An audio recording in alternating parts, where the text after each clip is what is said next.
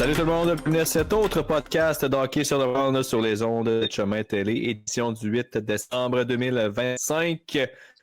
3 semaines avant Noël, Stéphane, même pas. C'est 25 jours, mon cher.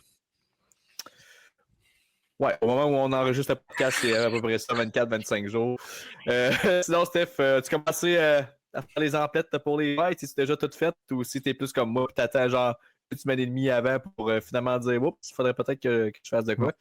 Tout est fait, mon cher. Il reste juste les petits cadeaux secondaires, mais moi, tout est fait. Faudrait que je sois plus assidu comme toi. Parce un exemple à suivre! C'est souvent pas le même un petit peu mes choses du côté de temps des fêtes. Donc, écoute, aujourd'hui, Stéphane, on a failli avoir une entrevue. Ça va aller peut-être plus la semaine prochaine. On va revenir là-dessus là, pour vous expliquer tout ça. Mais en attendant, le sujet principal aujourd'hui, on va s'attarder un petit peu parce qu'on a le quart de la saison de fait dans la LNA, même un petit peu plus que le quart. Là. Donc, on veut commencer à faire un petit tour d'horizon des honneurs individuels à qui on les donnerait si la saison se terminait aujourd'hui. On commence à avoir des petites tendances à gauche et à droite là, pour certains trophées. Donc, on va discuter de tout ça. Et évidemment, vers la fin du podcast, on va faire une petite mise à jour de ce qui se passe du côté de nos équipes locales. Mais allons-y avec le gros sujet du podcast, donc les trophées. Évidemment, on va faire les trophées, les principaux. Là, on ne fera pas le Lady Bing, malheureusement. Là, c'est rien contre le Lady Bing, mais c'est peut-être pas le trophée le plus palpitant à discuter. Donc, on va y aller avec vraiment là, les gros trophées. Là, ceux-là qui sont les plus intéressants. Et allons-y avec le plus gros trophée, en fait, qu'on peut donner à un joueur. Le fameux trophée du MVP de la saison, le trophée Hart. Toi, Stéphane, il irait à qui ton trophée? C'est dur d'aller contre Nathan MacKinnon présentement. Là, on s'entend que c'est le joueur, mais je pense que son coéquipier aussi fait l'affaire du côté de Cale Makar là, avec 32 points.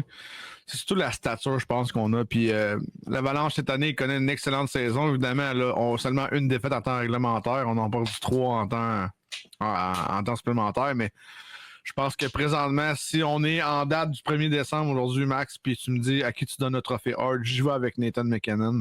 Il connaît une saison incroyable. Mais de très proche avec M. Cale Makar, son défenseur numéro 1 du côté de l'Avalanche du Colorado. Ben écoute, on ne s'ostinera pas sur ce premier trophée-là, parce que moi aussi, je le donnais à Nathan MacKinnon parce que, écoute, moi, petite parenthèse, juste avant que je développe sur MacKinnon, je veux avoir ta vision des choses sur ce trophée Hart-là, parce que c'est le MVP, que ce soit dans n'importe quel sport, il y a tout le temps un débat de comment on interprète ça, parce que il y a une certaine école de pensée que le MVP, il faut que son équipe ait du succès. Sinon, t'es MVP de quoi, en fait? T'es MVP d'un échec de ton équipe, t'es MVP de quoi? Alors que, de l'autre côté, t'as l'autre école de pensée que peu importe le résultat, si l'équipe passe proche de faire les séries, puis c'est à cause de ce joueur-là en particulier, faut qu'il soit considéré dans la course pour le MVP. Tu te situes où, toi, dans ces deux groupes de pensée-là? Est-ce qu'il faut absolument que le gars qui est nommé MVP, il faut qu'il y ait une part de succès qui vient avec ça du côté collectif, au niveau de l'équipe pour laquelle il représente? Là? Je pense qu'un joueur MVP, là, c'est le joueur le plus utile à son équipe. Je pense que, oui, les points font quelque chose, mais d'autres, je pense que plus l'environnement, ce qui va contribuer à 5 contre 5, ce qui va contribuer à un avantage numérique, des avantages numériques pour certains. C'est rare qu'un joueur vedette va jouer en désavantage numérique, mais certains le font. Les Crosby de ce monde, les Kucherov de ce monde, des fois, de temps en temps, vont être en désavantage numérique. Nathan MacKinnon fait la même chose. Moi, je pense que, écoute, c'est pas compliqué, là. C'est 20 buts cette année, premier dans la Ligue nationale, 24 passes, c'est dans le top 5, 44 points, premier dans la Ligue nationale, plus 30 en seulement 25 matchs. Donc, ça veut dire qu'à chaque fois qu'il touche à la rondelle ou qu'il est sur la glace, il joue bien défensivement ou à la rondelle très souvent. On pourrait aller, façon de penser, les Mackin, Celebrini, les Connor Bedard qui connaissent de très bonnes saisons. Connor McDavid est toujours aussi favori, il est quand même seulement 4e pointeur de la Ligue. Mais faut pas oublier que je pense que sur 200 pieds, Nathan MacKinnon donne beaucoup plus à l'Avalanche du Colorado que les deux autres avec les deux jeunes de Connor Bedard et Mackin Celebrini. Même si en devenir, ces deux joueurs-là risquent de faire le palmarès justement des joueurs les plus utiles dans les prochaines années. Je pense qu'on peut pas passer à côté de Nathan MacKinnon, ce qu'il peut donner sur la glace. Donc, j'étais un petit peu dans le milieu des deux. Pour revenir à ta question, là, j'étais un petit peu dans le milieu des deux. Je pense que oui, c'est important, les statistiques. Oui, c'est important de mettre ton équipe en série, mais t'es pas obligé de gagner la Coupe Stanley pour être le MVP. De toute façon, c'est un trophée individuel qui se fait en saison régulière et non en éliminatoire. Mais je pense qu'il faut avoir une part du succès de l'équipe sur son dos. Et évidemment, les langues sales vont peut-être dire que les Avalanches Colorado ont une grosse équipe et que c'est facile d'être bon. L'année passée, on n'a pas connu une grosse saison. Nekash a été échangé avec Rantanen. Ça a été plus compliqué. On a perdu en séries éliminatoires et on revient cette année avec vraiment une grosse performance. Jared Bednar, qu'on pensait qu'il avait perdu son banc. Max, on en avait parlé, je pense, après la saison l'année passée. On a dit, ouf, ça sera-tu les candidats qu'il faut être congédié l'année prochaine si les Avalanches Colorado ne commencent pas bien la saison. Mais là, on vient de voir que c'est complètement le contraire. On est vraiment sur la même longueur d'onde du côté de l'Avalanche Colorado. Et ça fait du bien de voir ça. Donc, écoute, moi, je pense que Nathan MacKinnon prouve de plus en plus que c'est un des top 3 dans la Ligue nationale, même si ceux qui vont le comparer avec McDavid, avec les Kucherov de ce monde, les Crosby de ce monde. Je pense que Nathan MacKinnon, à 30 ans, présentement, est en train de passer encore une deuxième étape. Et on ne voyait pas ça aller, moi, je pense. Je pensais que MacKinnon aurait un bon suivi au cours de sa carrière, mais je ne pensais pas qu'il pouvait en donner encore plus. Et cette année, il le montre encore. Écoute, moi, je veux reprendre une phrase que tu as dit parce que je suis plus ou moins d'accord avec ce que tu as mentionné, que c'est facile de ramasser des points avec l'Avalanche du Colorado.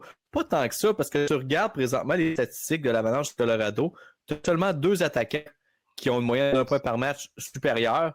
Tu as Nathan MacKinnon et tu as Martin Necas. Le reste, c'est tout en bas d'un point par match. Tu sais, as Lekonen qui est proche à 24 en 25. Après ça, tu as Nelson. Merci à son match de 5 points contre le Canadien, parce que sinon, il serait présentement à 11 en 25, ce qui n'est pas tant que ça. Olofsson, 16 en 25. Colton, 13 en 25. Nishushkin, qui a manqué des matchs, il est 12 en 17. Landeskog, 12 en 25. Fait que, tu sais, c'est pas... Puis, tu sais, ça ajoute à cet argument-là que MacKinnon doit être considéré. C'est lui qui traîne ce club-là. C'est carrément lui, avec ses 44 points en 25 matchs. Puis c'est pour ça que moi, quand je parle de MVP, pour moi, il faut qu'il y ait une part de succès qui vient avec l'équipe, dans le sens que moi, quand je me pose la question pour le MVP, je me dis, si ce gars-là, on l'enlève de l'alignement, est-ce que cette équipe-là peut avoir un niveau de jeu semblable, peut-être pas autant, parce que évidemment, tu enlèves le meilleur joueur, c'est sûr que l'équipe va être moins bonne, mais est-ce qu'elle peut survivre sans ce joueur-là? Moi, j'ai comme l'impression que tu enlèves Nathan MacKinnon de l'Avalanche. On est loin de la fiche qu'on a présentement. Je dis pas, oui, on aurait probablement quelques victoires de moins, mais moi, je pense que c'est plus loin que ça. Je ne sais même pas si on sera en série vraiment, parce que sinon, il reste qui? Il reste McCarr, il reste Nikas, mais Nikas, j'ai comme l'impression que, puis tu sais, peut-être qu'il y a des partisans de l'Avalanche Colorado qui vont corriger là-dessus, mais le succès, ça me fait penser un petit peu à Rantanen va quand même bien à Dallas, là, mais ça me fait penser que Nikas dépend beaucoup de MacKinnon pour avoir ce succès-là, parce qu'il n'a jamais été autant productif qu'il a été là. Alors, Caroline ne produisait pas comme ça. Là. Fait que, tu sais, pour moi, MacKinnon, c'est lui qui tire ce club-là à bout de bras, puis c'est en grosse partie en raison de lui. Si cette équipe-là va bien, les gardiens de but qui vont bien, mais pour moi, t'enlèves MacKinnon, puis c'est vraiment, mais vraiment pas le même club. Puis si je me dirige plus vers le centre ou vers l'autre extrémité, que si les succès de l'équipe n'ont pas tant d'importance, moi, il y en a 2 que je mettrais aussi dans le lot. C'est Macklin Celebrini du côté des Sharks. Mais en fait, j'en mettrais 3. Macklin Celebrini du côté des Sharks, Connor Bedard du côté des Blackhawks, puis Leo Carlson du côté des Ducks. Parce que ces 3-là connaissent de grosses saisons aussi. Puis tu sais, tu regardes Celebrini, il est quoi, il y a 30...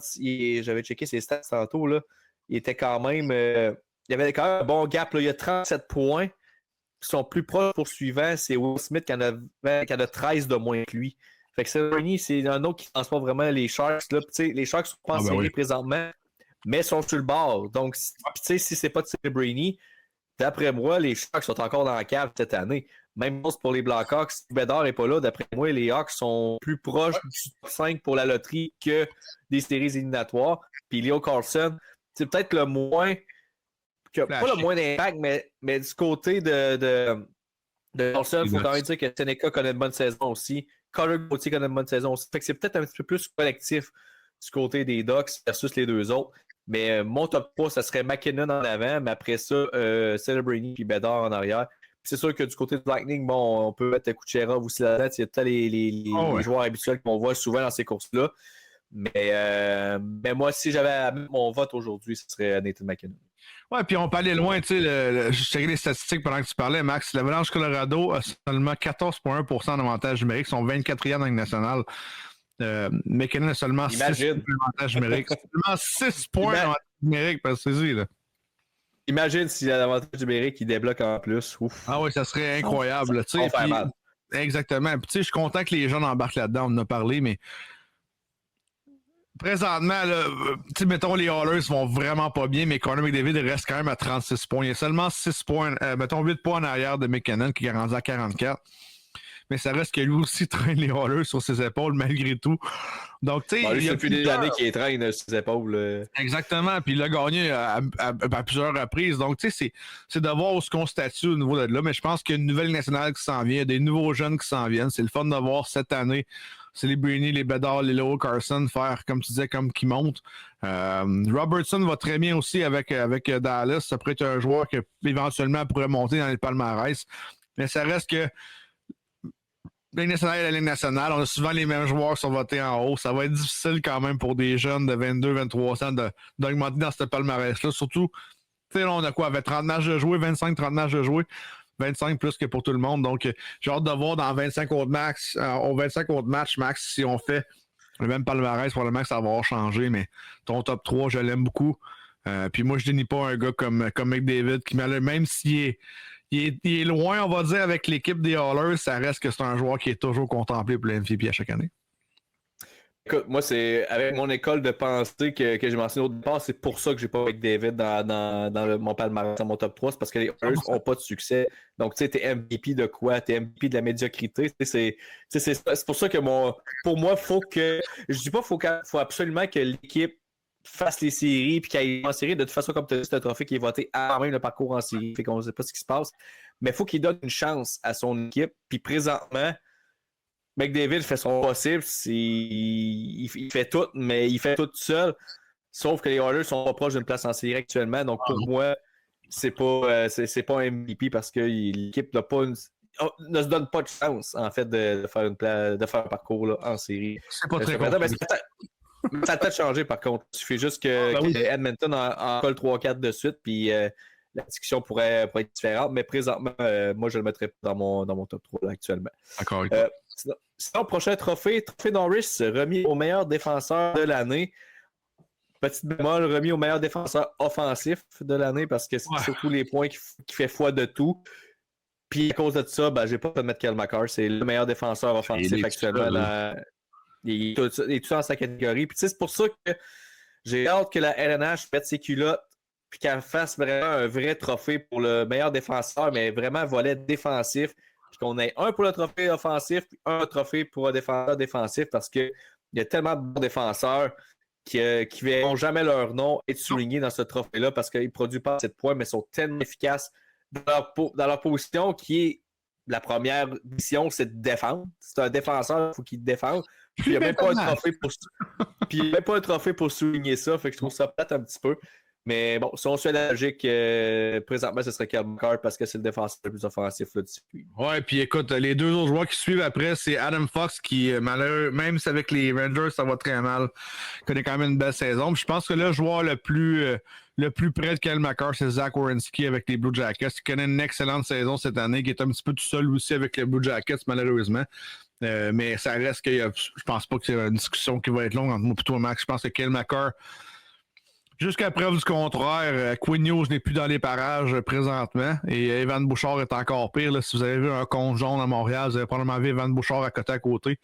C'est épouvantable. Donc, Kyle McCarr est probablement tout seul sur son île, là, loin devant. Là où on va peut-être avoir une discussion, le trophée Vizina remis au meilleur gardien. Parce que lorsqu'on regarde quand on regarde les statistiques, c'est pas les gardiens habituellement élites qui dominent à ce niveau-là. Et est-ce qu'on va vraiment avoir un Scott Wedgwood remporter le trophée Vizina avec l'Avalanche du Colorado? Parce que présentement, c'est lui qui a les meilleures stats. Là, et c'est lui qui a le plus de victoires avec 13. Meilleur pourcentage d'efficacité avec 921. C'est parmi les gardiens qui sont des réguliers, là, parce que j'ai pas compté un gars comme Nico Das, que genre au départ, mais qui était à 968. Là. Oh, ouais. Moyenne de balles allouées, même chose, j'ai pris les gardiens vraiment plus réguliers. Du côté de Wedgwood, il était à 2,08, ce qui est quand même très bon aussi. Là. Ah, vraiment. Fait qu'on se dirige vers ça, Stéphane. Vraiment un gars qui sort de nulle part un peu, un Scott Wedgwood qui va gagner ça. Moi, juste pour ça, je l'ai donné à Logan Thompson. C'est là que je m'en vais moi aussi. Je pense que, surtout avec ce qu'il fait avec une équipe comme Washington, qui honnêtement connaît une saison correcte, mais c'est pas une équipe qu'on classait parmi les meilleurs dans l'Est. Et là, évidemment, on sait que Thompson était un très bon gardien de but. On l'a échangé du côté de Vegas il y a une couple d'années pour absolument rien. On a fait la même chose avec d'autres gardiens de but. Puis Vegas, je pense, le regrette maintenant. Va probablement faire partie aussi de l'équipe Canada cette année pour les prochaines Olympiques. En tout cas, c'est un nom qui surgit, mais c'est un gars qui, depuis 2 ans ou même 3 ans, est très régulier en ses performances. Très proche de 2.0 au niveau de la moyenne d'efficacité. Toujours en haut de 915, 920. L'année passée, de 924, je pense, qu'il a fini la saison. Donc, c'est un gars qui, je pense, a roulé sa bosse un petit peu. C'est un gars qui est reconnu, je pense, par ses pairs. Donc, c'est probablement un joueur qu'on va voir là, soulever le trophée. Évidemment, Hellebuyck est blessé, ça l'aide pas. Hellebuyck est le favori depuis les 3 dernières années, là, depuis que notre cher ami Vasilevski a commencé un peu à diminuer. Bref, va très bien depuis quelques temps, Vasilevski, mais ça reste que c'est un gardien vieillissant. Et j'ai hâte de voir à Minnesota, est-ce que Wallstedt va continuer à gagner comme ça? Pas de défaite encore cette année. Une autre erreur des Oilers d'Edmonton. Donc, on va en parler. On va en parler encore, mais ça reste, je pense que c'est une surprise. Et je crois pas en Devin Coley là, avec Calgary qui a une moyenne de feu et Casey Smith non plus avec Dallas là, qui, je pense pas, va finir avec 45-50 départs. Donc, moi, je pense que le gardien de but va gagner la Vizina, va au moins avoir eu 45-50 départs cette année. Et je pense que là, on va jouer entre 3. Wedgwood, Thompson, et je pense que Vasilevski va monter dans ce palmarès-là. Ben, c'est ce que j'allais dire du côté de Vasilevski. Je pense que c'est le gardien à surveiller, compte tenu du fait que les Lightning là, traversent une bonne séquence. On semble avoir tourné le coin. Là. On s'en était dit dans d'autres podcasts là, que Tampa Bay a l'habitude de démarrer vraiment lentement. C'est encore une fois ça qui s'est produit, mais là, on semble s'être replacé. Donc, si on accumule les victoires du côté de Vasilevski, puis que c'est des victoires à pas trop de score trop élevé dans son cas, ben ça pourrait être un qui va. Qui va se hisser dans le top 3, même si on pourrait quasiment dire qu'il l'est déjà, mais il pourrait le remporter, en fait. Parce que du côté de l'Avalanche, avec Wedgwood, j'ai quand même l'impression qu'à un moment donné, la ballonne va se dégonfler. Là, on parle quand même d'une équipe qui a juste une défaite en temps réglementaire. Ça ne tiendra pas la route. Ça. Puis, j'ai hâte de voir aussi le rôle qu'on va donner à Mackenzie Blackwood, qui était pressenti pour être le gardien numéro 1. Est-ce qu'on va plus y aller avec un A, un B, ou si on va vraiment donner plus de départ à Wedgwood? Parce que si on sépare la tâche en deux vraiment assez égale entre les deux gardiens, ben ça va faire mal à la candidature de Wedgwood versus un Logan Thompson qui a la majorité des départs du côté de Washington, puis aussi Vasilevski, que lui a pratiquement tous les départs du côté du Lightning. Donc ça aussi, ça va être à surveiller. Mais si on donne vraiment le poste de numéro 1 à Wedgwood jusqu'à la fin de la saison, puis qu'il continue de la sorte, ben ça se peut que ce soit un Scott Wedgwood qui va gagner le Vizina, puis personne ne l'aura vu venir, celle-là. Ouais, je pense que ma plus grande excuse, c'est ça. Moi, le gardien de but qui me fait le plus surprendre cette année, c'est Jake Allen, pour vrai. Avec une moyenne de 2,27, avec les Devils. Connaît une très bonne saison. Déjà 13 départs, donc c'est quand même pas mal. Connaît le bon vieux vin, c'est Jake Allen, donc c'est renouvelé là-bas avec les Devils, et à 35 ans, fait vraiment bien. Donc, écoute, on n'aura pas de grande surprise, je pense, pour les 3 gardiens de but, mais c'est le fun de voir qu'enfin, on a d'autres noms. Là.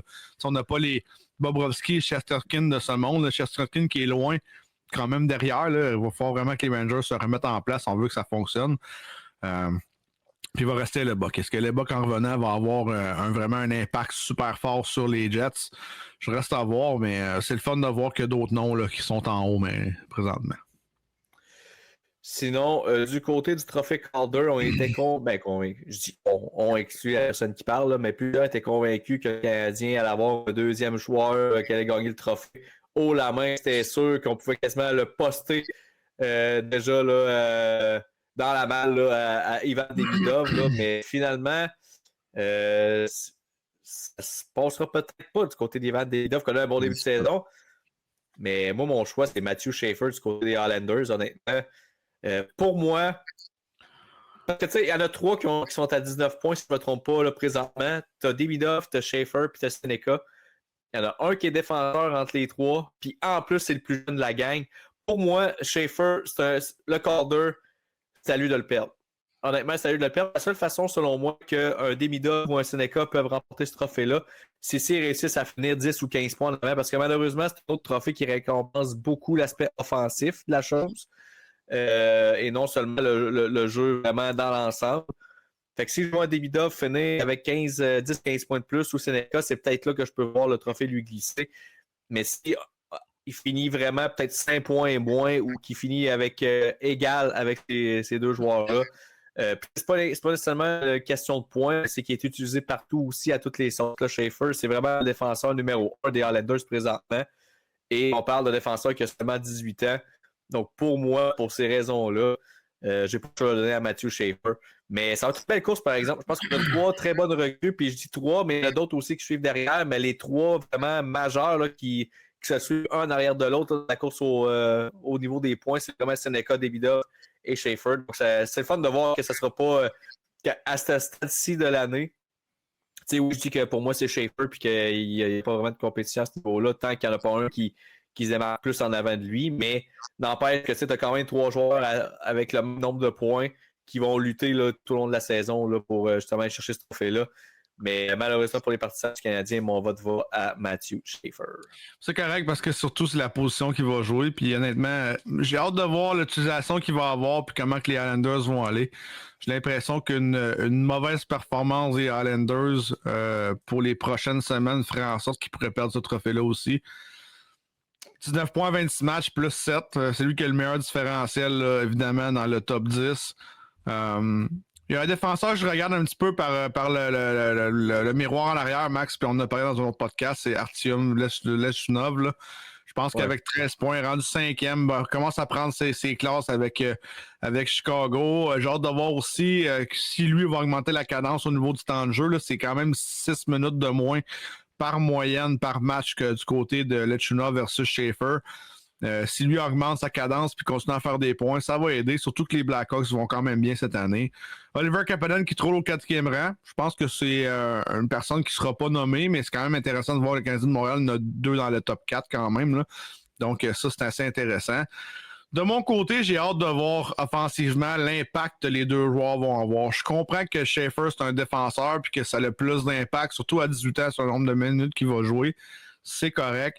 Mais si Demidov ou Seneki finit avec un 70-75 points et que leur organisation font les séries versus les Islanders, je pense que ça va jouer quand même fort au niveau de la décision du trophée. Est-ce que Schaefer va réussir à attraper le 60? On l'a vu l'année passée avec Hudson, ça l'a aidé. Les 66 points, évidemment, c'est un record du Canadien de Montréal, ça l'a aidé quand même. Mais j'ai hâte de voir si Schaefer va être capable de se rendre là. Et c'est un petit peu ça ma bémol de mon côté. Je pense qu'il va peut-être pas passer le 55-60 points. Il va peut-être arriver à court. Et si Demidov peut augmenter son temps de jeu, n'oubliez pas qu'il est premier avec 19 points, donc 6 buts, 13 passes, avec seulement 14 minutes de temps de jeu. Là. Donc celui qui joue le moins après, c'est Kapanen à 13.08 et ensuite c'est Ryan Leonard à 13.30. Là. Donc si Demidov peut gagner un petit peu de temps de jeu, je pense qu'il va s'éclipser un petit peu plus rapidement, mais ça va être une bagarre entre Schaefer et Demidov, d'après moi, jusqu'à la fin. Et présentement, je suis de ton côté, Max, vu la position, vu l'âge, vu l'importance que Schaefer a chez les Islanders, je pense que Schaefer le mérite pour l'instant. Ben écoute, je regarde du côté de Schaefer, il est sur un pace de 60 points actuellement, 82 matchs, donc on parlait de ce qu'il va atteindre 50-60. À date, il est dedans, là. Il est dans la bonne voie pour ça. Mais tu sais, je regarde ses 5 derniers matchs, le temps de jeu. Écoute, du côté de dernier match contre Washington, le 30 novembre dernier, 26-12 de temps de jeu. Contre les Flyers, 28-53. Et c'est quasiment la moitié de la rencontre qui est sur la glace. Contre Boston, 25-18. Contre Seattle, 27-23. Contre Saint-Louis, 27-29. Écoute, il est tout le temps sur la glace. Et tu sais, malgré ça, malgré le fait qu'il dispute quasiment la moitié du match, il est à plus pareil. Fait que tu sais, il est bon défensivement aussi, il produit offensivement. Quand je te dis il joue à toutes les sauces, c'est carrément ça. Puis ce qui est encore le plus impressionnant du côté de Matthew Schaefer, c'est qu'il n'a même pas joué à moitié de l'année passée. On se rappelle qu'il s'était blessé au championnat mondial. C'était assez de l'année. Il s'était blessé en décembre, puis il n'a pas rejoué par la suite. Et on parle d'un gars qui était dans le junior l'année passée. Et là, il prend le step dans la LNH cette année, puis il performe de la sorte, puis il joue de la sorte. Au vrai, c'est ultra impressionnant de voir à quel point il tire son épingle du jeu. Puis je me souviens plus c'est avec quel joueur justement dans le match contre les Capitals de Washington. Je pense que c'était Leonard justement ou un autre joueur qui écoute, il lâchait pas devant le filet, puis il se faisait pousser, puis il répliquait, puis il se laisse vraiment pas imposer. C'est sûr que ça, c'est des données qui sont pas vraiment calculées pour le trophée Calder, mais c'est juste le portrait global de son côté à quel point c'est fascinant, à quel point il est vraiment bon, Mathieu Shaffer, pour vrai, cette année. Là. Ouais, c'est impressionnant, c'est surtout l'âge. C'est un gars qui a beaucoup de maturité. C'est aussi très cute là, de le voir aller avec les réseaux sociaux et la famille Martin. Là. Donc, je pense qu'il est très bien encadré. Puis, honnêtement, bravo à l'organisation des Islanders d'avoir pris Matt Martin pour faire ça. Je pense que c'est un gars qui avait les Islanders tatoués sur le cœur puis qui va faire bien pour Mathieu Shaffer à long terme. Mais honnêtement, ça va être tout un défenseur. Puis, je lui souhaite. Ça va avoir été une première d'avoir 2 défenseurs, je pense, 2 années de suite. Je pense pas que ça a été fait depuis très longtemps. Donc, c'est assez impressionnant. Oups, j'ai accroché quelque chose. T'es de retour, Stéphane. J'ai accroché un piton. Parce que je voulais justement aller voir là, la liste là, des trophées Calder, les gagnants, là, pour voir justement s'il y a eu 2 défenseurs là, qui ont réussi à gagner ça là, 2 années de suite, en fait. Là. Si je déroule ça rapidement. Ah, c'est les années 60. Pas sûr. Ouais, c'est ça, là, je défile la liste, là, puis écoute, c'est 60, je pense que c'est déjà sorti dans un bout, mais je pense que c'est les années 60 ou 50, là, ça fait quand même assez longtemps. Non, c'est ça, là, je regarde, puis c'est plus souvent autrement des attaquants qu'un défenseur, c'est un attaquant qui suit, donc ça serait vraiment... Tu sais, deux défenseurs qui deviennent très offensifs, mais qui changent l'organisation. Tu sais, Hudson, l'année passée, a gagné pas seulement parce qu'il a fait 66 points, mais parce qu'il a changé l'organisation du Canadien en une saison, les emmener en série, à profiter d'un avantage numérique qui était meilleur. Donc ça a fait une différence. C'est un peu ce que Shaffer fait cette année. Es-tu prêt pour un autre trophée controversé, Stéphane? Oh, let's go! Un fameux trophée Selke qui est censé être le meilleur attaquant défensif, fait qu'il faut qu'il produise sa part de points, sinon ça compte pas. Fait que c'est un autre trophée pour vrai. Il faudrait qu'on Evan Bouchard. On revoie. Non, excuse-moi. C'est même pas un attaquant en plus. Parce que tu sais, avec la description que je te dis, ce trophée-là, c'est pour le meilleur attaquant défensif, mais il faut qu'il produise des points. Fait que rendu là, est-ce que c'est encore Nathan MacKinnon qu'on met dans l'eau? Parce que Nathan MacKinnon, c'est le meilleur pointeur de l'équipe. Il est à plus 30, donc ça démontre son. Moi, c'est lui que j'ai mis. Parce que c'est souvent des gars de main qui te gagnent. C'est des Barkov dans le passé. Il y a eu des plus tard parce qu'il produisait des points qui étaient fiers défensivement. Mais MacKinnon, il est plus 30 puis 44 points. Je veux dire, qui tu mets d'autres sinon le Selke, honnêtement. Là, honnêtement, je pense pas qu'il va chercher un joueur de 140 points. MacKinnon est frais, puis je pense qu'il va en faire 140 cette année si ça continue comme ça. Moi, je pense qu'un Jason Robertson va peut-être aller dans ce genre de trophée-là. C'est pas un joueur qui est flashy, c'est pas un joueur qui va te donner 200 points ou 120 points cette année, mais c'est un gars qui est plus 13 après 26 matchs avec 35 points. Un gars qui est bon en avantage numérique, un gars qui est bon en mise au jeu quand même, à 14,7% des chances. 109 lancés, c'est un gars qui joue 20 minutes par game. Donc, c'est un gars qui pourrait faire ça. Est-ce que Martin Necas pourrait être ce style-là cette année à cause qu'il joue avec MacKinnon? Gagne quand même. Ça part du lot là-dessus. Est-ce que Nick Suzuki va être nommé? Probablement, Nick Suzuki va être dans le top 5. Ce qui est prêt à gagner, je pense pas. Mais tu sais, tu regardes les statistiques présentement, ceux qui sont dans le plus et moins au niveau de l'attaque. C'est vraiment ces 3 joueurs-là que j'ai en tête. Oui, MacKinnon est plus 30, mais c'est sûr que MacKinnon est plus 30, il fait des points à profusion. Est-ce que vraiment un joueur avec une attaque aussi forte peut gagner un Selke? Moi, je pense pas. Si on prend dans le temps ceux qui étaient là, c'était pas des joueurs des joueurs qui gagnaient premier ou MVP qui se ramassaient avec ces trophées-là. Est-ce qu'un Arturi Lekonen qui est plus 25 pourrait être là avec un point par match? C'est un joueur qui est quand même bon défensivement. C'est un gars qui est utile sur 200 pieds.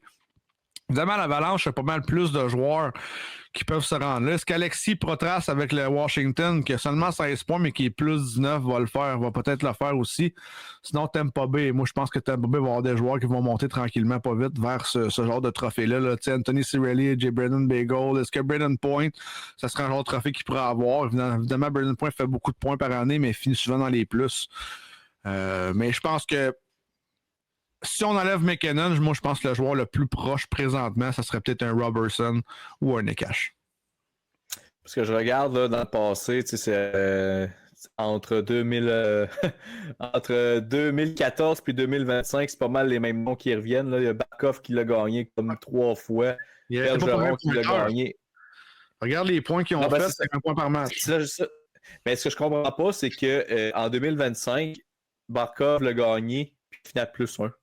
Fait que tu sais, c'est quoi c'est quoi les critères dans le fond pour gagner ça? Puis l'année d'avant, il l'avait gagné en 2024. Il a eu 80 points, plus 33.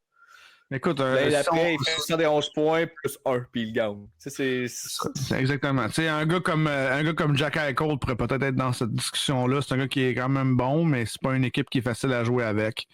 Est-ce que Leon Draisaitl pourrait être nommé, même si c'est un joueur d'attaque, c'est un gars qui est bon quand même sur 200 pieds? Est-ce que... Il y a plein de noms qu'on peut défiler avec ce qu'on voit là, mais moi, je pense que Jason Robertson connaît une très bonne saison, puis je pense que c'est un gars qui préfère peut-être sourcier, mais je pense que Nick Suzuki, même si oui, c'est à Montréal, on le sait, Nick Suzuki est bon sur 200 pieds, mais je pense que Nick Suzuki aussi est dans les discussions. J'ai hâte de voir s'il va finir pareil. Au moins, sans dire de le gagner, mais au moins être dans le top 3, surtout que là, Barkov n'est plus là. Il est blessé évidemment cette année. Bergeron a pris sa retraite. Fait que j'ai quand même l'impression que ça, c'est un trophée, le Selke, que le nom pesait vraiment lourd dans la balance aussi. La réputation, le nom, plus que qu'est-ce qui se passait sur la glace. Tu regardes, comme j'ai dit, là, la liste, là, justement, entre 2014, je te dirais 2012 jusqu'à 2025, Bergeron l'a gagné 1, 2, 3, 4, 5, 6. Il n'a jamais eu des grosses statistiques, là, Bergeron, offensivement, évidemment. Défensivement, il était quand même bon. Mais il a gagné 6 fois, Barkov l'a gagné 3 fois, Kopitar l'a gagné 2 fois aussi. Puis à travers ça, tu as Ryan O'Reilly qui s'est glissé là-dedans en 2019, puis tu as un Sean Couturier en 2020. Mais sinon, c'est les mêmes personnes. Fait que là, j'ai pas l'impression qu'à cette heure que cette clique-là est plus là.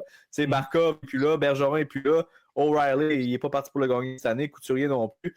Ben là, on va commencer à voir justement des nouveaux noms apparaître, puis j'espère que celui de Suzuki va apparaître. Puis tu sais, c'est pas le partisan du Canadien en moi qui parle, mais ce gars-là a traîné le Canadien depuis des années, joue tout le temps contre les meilleurs éléments, année après année. Il récolte sa part de points en plus, sa part de points augmente d'année en année en plus, puis il est encore bien parti cette année. Je pense que, tu sais, je dis pas qu'il mérite de le gagner, mais juste au moins d'être dans le top 3. Je pense qu'il mériterait d'avoir cette reconnaissance-là de faire partie du top là, parmi ce trophée-là. Je suis d'accord avec toi. Sinon, on tombe maintenant dans les trophées qui ne touchent plus vraiment les joueurs, mais plutôt les entraîneurs et le DG.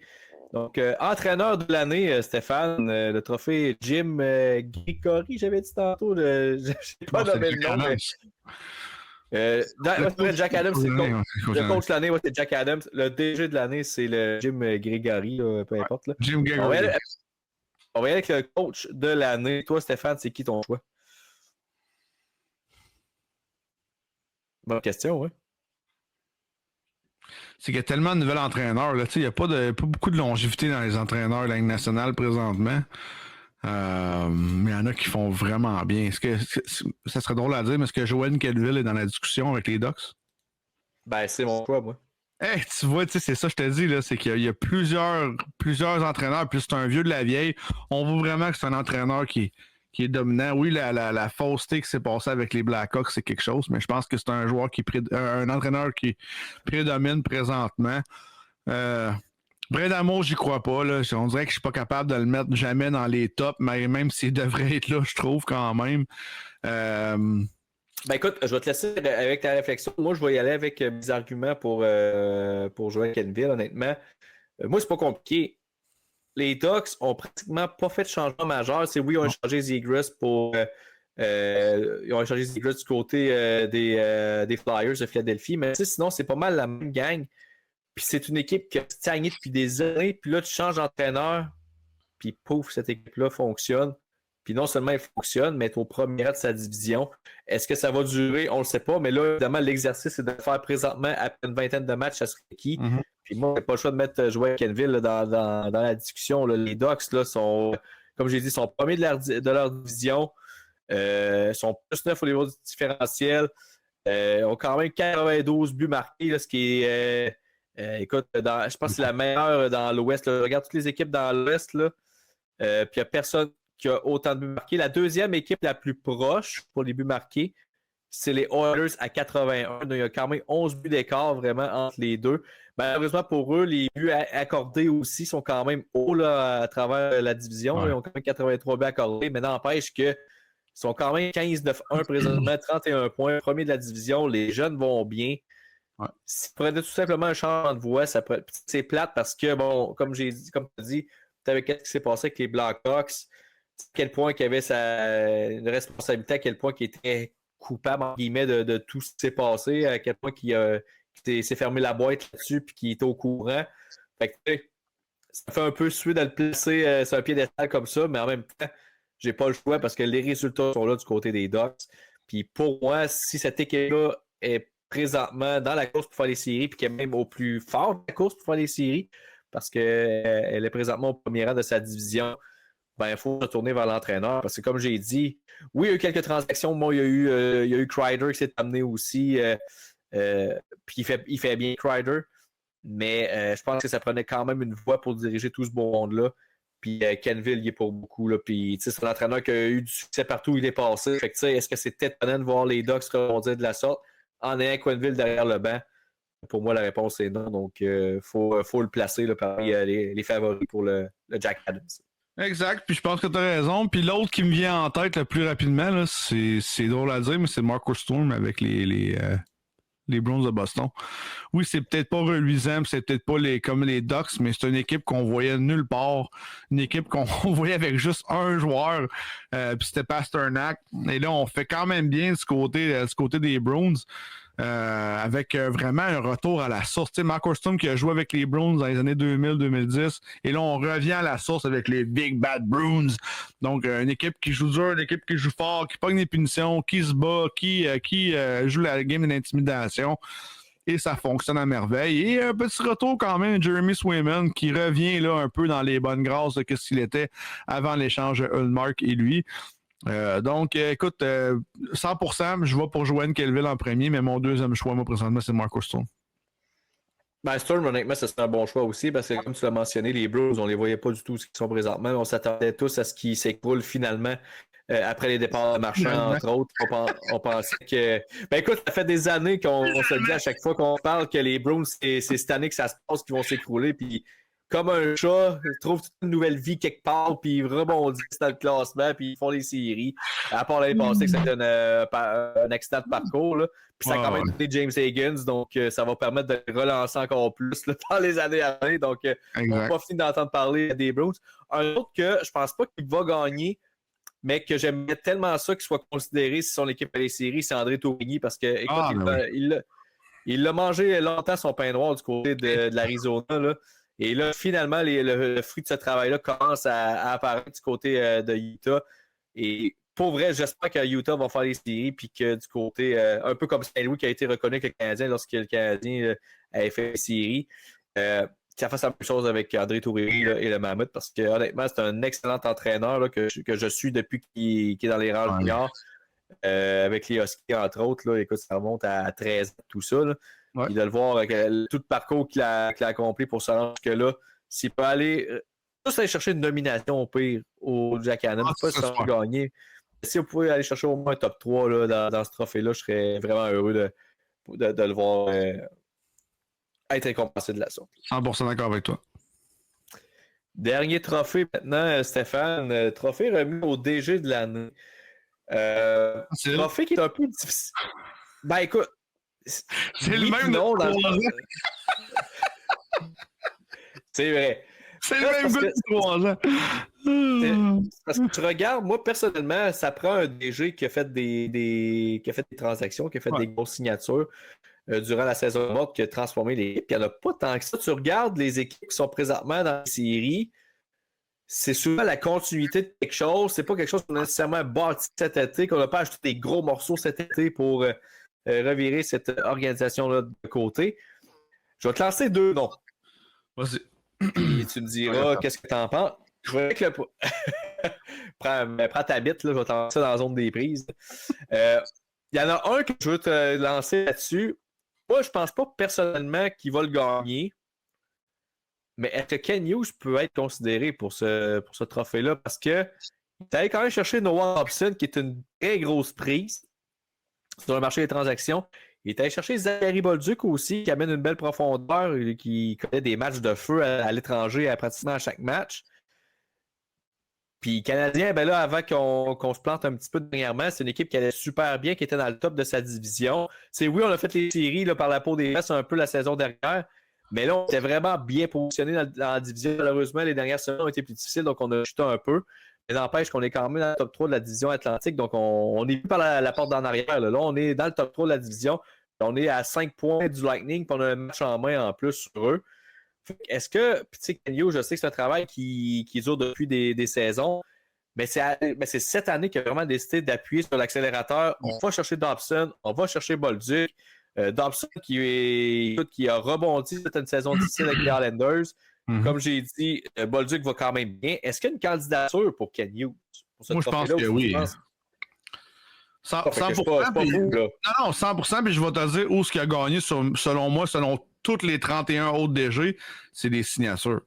Ce que Ken Hughes réussit à faire avec le Canadien de Montréal, puis ses signatures à bas millions, là, puis je vais le dire comme ça, même si c'est des millionnaires, là, ça les rire un peu, mais c'est exceptionnel. Est-ce que Madison avait gagné 7-8 millions ailleurs? Probablement. Est-ce que Nick Suzuki a gagné 7-8 millions, 10, mettons 9 millions ailleurs? Probablement.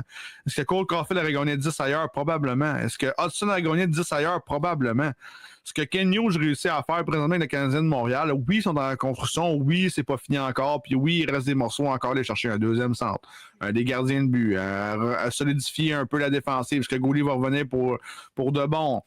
Chercher peut-être un peu plus de profondeur à l'attaque au niveau du troisième, quatrième trio. Il y a encore du magasinage et de l'espoir du côté du Canadien et de l'organisation d'aller chercher des meilleurs joueurs, mais ça reste que depuis 2 ans, le Canadien de Montréal est en pente très progressive. Ce qu'on pensait pas que ça serait pour arriver, là, Max. On se parlait, puis on se disait 2029-2030, nous autres, avant qu'on ait une équipe gagnante ou proche de la gagnante. Et là, on se rend compte que c'est peut-être finalement à 28-29, là, tu sais, ce que ça va arriver. Donc, oui, je pense que Ken Hughes mérite d'être dans les nominations. Puis moi, je pense que même il est dans le top 2. Je pense que c'est vraiment une organisation qui s'en va vers la bonne direction. Et comme je te dis, il a été chercher des bons joueurs. La Dobson a fait des transactions qu'il fallait faire. C'est changer ses choix de pêchage, puis chercher des joueurs établis. Mais moi, c'est des signatures du côté du Canadien de Montréal puis Ken Hughes. C'est là que je vois la différence peut-être entre un autre que Jérémy Belguerin avec son 17 millions à Kiprisov versus Ken Hughes. Le deuxième nom, c'est lui que je pense qu'il pourrait le gagner. Ben écoute, Ken Hughes, je pense qu'il y aurait sa candidature pour le gagner, mais lui, je pense qu'il part plus favori. C'est le DG des Hurricanes à Caroline, là, Eric Tulski. Pourquoi? Parce qu'il était cherché lui aussi 2 grosses additions cet été. Nicolas Ehlers, que ça a parti lentement, mais là, il commence à vraiment prendre son rythme là, avec les Hurricanes. Et Keandre Miller aussi, un défenseur qui n'était plus dans les pas des Rangers, et on va le chercher du côté des Hurricanes, qui fait également là, bien depuis le début de la saison. Les Hurricanes qui sont présentement au sommet là, de la division métropolitaine là, avec 34 points, 16 victoires, 7 défaites, 2 en bris d'égalité, plus 16 de différentiel. On a marqué 86 buts, on en a accordé 70. 70 qui est parmi là, le plus bas. En fait, c'est le plus bas dans l'Est là, au niveau des buts accordés. 86, c'est parmi les plus hauts. Pour les buts marqués, là, la seule équipe qui les dépasse à ce niveau-là, c'est les Cavaliers de Washington. Excuse, pas vrai. 70 buts accordés, c'est le deuxième plus bas. Le premier qui est au plus bas, là, côté de l'Est, c'est le Lightning avec 65 buts marqués. Mais quand même deuxième là, parmi les équipes de l'Est. Puis pour les buts marqués, on est au deuxième rang aussi dans l'Est là, avec 86. Les Cavaliers sont à 88 quand même. Donc pour moi, c'est 2 grosses additions. Puis tu sais, c'est comme je dis, tu regardes les autres équipes, il n'y a pas vraiment d'autres équipes qui ont fait des grosses additions et qui ont changé vraiment les visages. Tu regardes les équipes qui sont en série présentement, tu as le Lightning. À ce que je me souviens, le Lightning n'ont pas fait d'acquisition si majeure que ça là, durant la saison morte. Les Blues non plus, on a ajouté de la profondeur, mais rien qui a vraiment tourné cette organisation-là de côté. Le Canadien, on l'a mentionné avec Dobson et Bolduc. Après ça, les Hurricanes. Les Devils, de mémoire, n'ont pas fait de grosses transactions. Les Cavaliers de Washington non plus. Les Penguins non plus. Les Flyers non plus. Dans l'Ouest, l'Avalanche non plus. Ils ont acheté de la profondeur, mais sans plus. Les Stars on pas fait la grosse transaction, ça a été Rantanen, puis ils l'ont fait durant la saison morte. Pas la saison morte, mais durant la dernière saison. Le Wild du Minnesota, ils n'ont pas fait d'ajout majeur. Les Ducks, c'est la continuité de la reconstruction. Comme on l'a mentionné tantôt, c'est vraiment le coach là, qui a changé les choses. Les Kings, c'est le même alignement pratiquement qu'on a, à part Corey Perry et Yoel Arbia. C'est pas ça qui a changé. Oui, on a ajouté de l'expérience, mais c'est pas ça qui a tourné cette organisation de côté non plus. Les Golden Knights, Mitch Marner, c'est la grosse acquisition. Mais est-ce qu'on peut mettre vraiment le DG des Golden Knights en raison d'une transaction? Ça pourrait peut-être être le troisième, mais je pense que Vegas était quand même une très bonne équipe avant même l'arrivée de Marner. Mais écoute, c'est une grosse addition, ça, il n'y a aucun doute, là, on s'en cachera pas. Ça pourrait peut-être être un autre DG à considérer. Mais selon moi, je placerais Hughes quand même, puis celui des Hurricanes avant lui. Puis sinon, ben, si on finit tour d'horizon, Seattle, pratiquement le même noyau là, que d'habitude. Chicago, on a ajouté des joueurs, mais on n'a pas ajouté de joueurs de premier plan tant que ça. Fait que non, pour moi, si on prend comme critère, il faut qu'il ait vraiment fait des additions d'envergure là, durant la saison morte. Pour moi, j'en vois deux qui pourraient se défiler du reste du lot, puis c'est Hughes puis Petulski. Moi, mon troisième, puis ça va. Je suis d'accord pour les deux premiers, puis je pense que Tolski, de toute façon, il a la bouille, il a la phase de l'emploi, un gars qui dort pas, puis il a l'air fatigué. Mais je pense que mon troisième choix serait vraiment Bill Guérin. Puis je vais te dire pourquoi. Parce que s'il réussit à passer l'étape suivante avec la signature de Kaprizov et vraiment le guts qu'il a pris pour le faire, je pense qu'il va être vraiment considéré. Mais ça va jouer entre Toski et Kenyo, selon moi. J'en aurais peut-être un autre qu'on pourrait ajouter dans la discussion, mais il faudrait que ça soit conditionnel à ce qu'il fasse les séries. Mais Mathieu Darche. Ouais, effectivement. Mais je pense qu'il va l'être dans 2 ans, moi. Je pense qu'il va l'être dans 2 ans.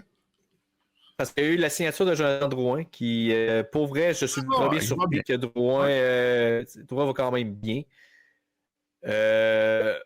La transaction, ben c'est sûr que ça, on verra pas le résultat tout de suite, mais tu sais, quand même été chercher 2 choix de premier rang, puis Dobson, il a réussi à avoir Schaefer aussi dans son alignement, en même temps, ça non plus, c'est pas lui. Qui est biaisé, c'est ça, c'est un peu biaisé à cause de ça. T'sais. Je pense que les Anders vont super bien à cause de Schaefer, c'est ça l'affaire.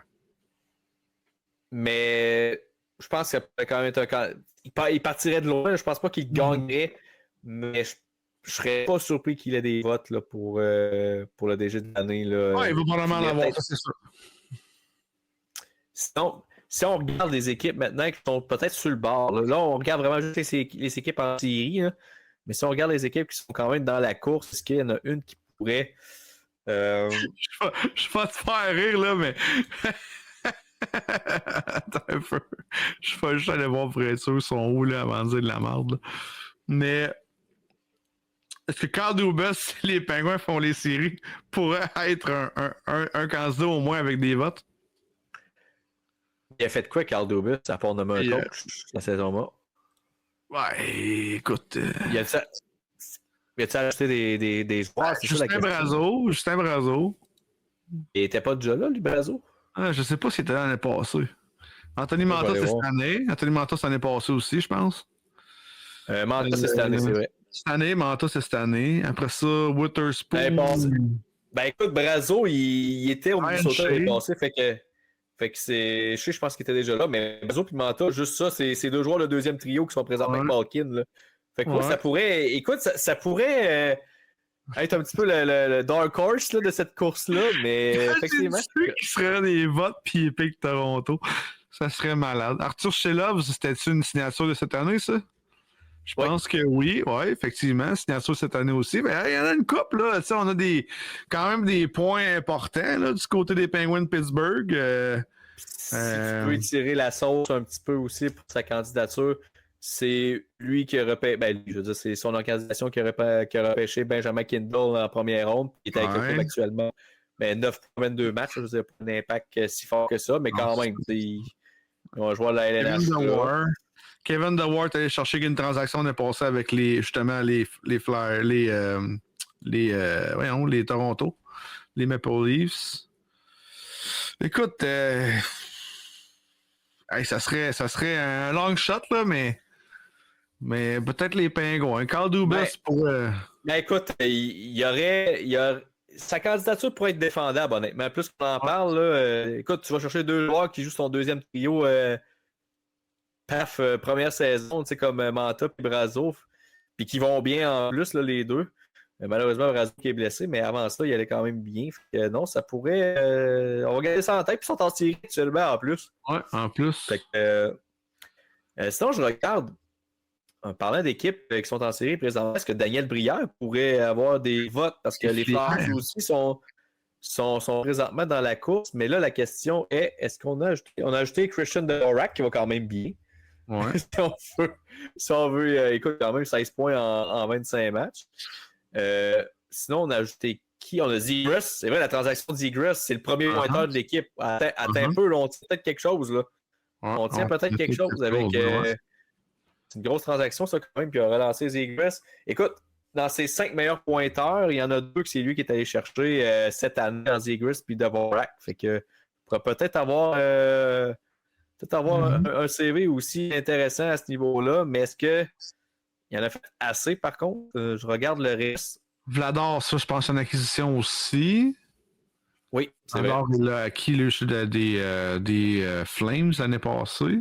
Ou cette année. 2,59, 906. Oui, ça pourrait, ça aussi, ça pourrait être quelque chose. Ce ne sera sûrement pas Garnett Hathaway qui va l'aider. Aucun point à 25 matchs. Là, on commence à